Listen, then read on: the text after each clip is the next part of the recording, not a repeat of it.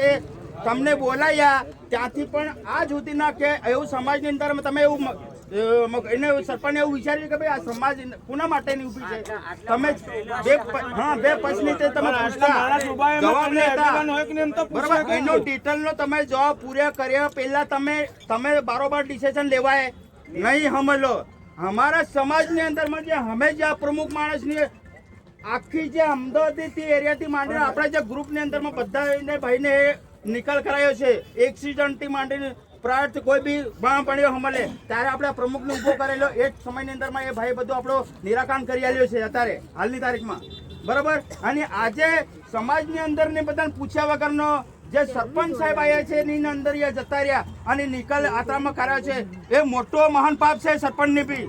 આવા માણસને એક સ્વાટ ઝેડ સસ્પેન્ડ કરી દેવો જોઈએ એ મારી દિનેશની ગેરંટી છે. સમજ તમને સમજ ના પડતી હોય તો અમારા સમાજને આવીને તમે પૂછી શકો છો. તમારે તે ગામમાં ચાલતી હોય એ વસ્તુ અલગ છે.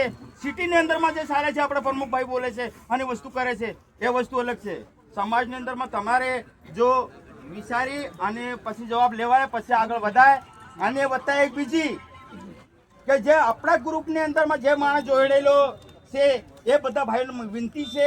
અને આ જે ભાઈ જે ભણાવ ભણ્યો છે એ આપણા ગ્રુપમાં આજ સુધી ભણાવ ભણી જાવ તો બી એ ભાઈ ગ્રુપમાં જોડાયો નથી. અને એને 2 લાખ રૂપિયાનો નથી, એને 2 લાખ રૂપિયાનો દંડ આ જે મૃત્યુ થઈ છે એ માણસની આલવાની જવાબદારી ની રહેશે.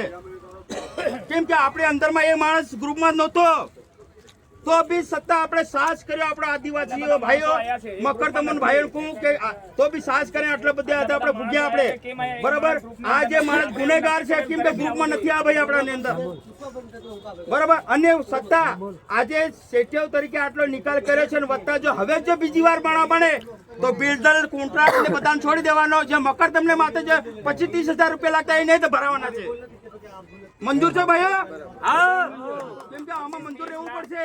કેમ કે આજે ખુદ મકરતમો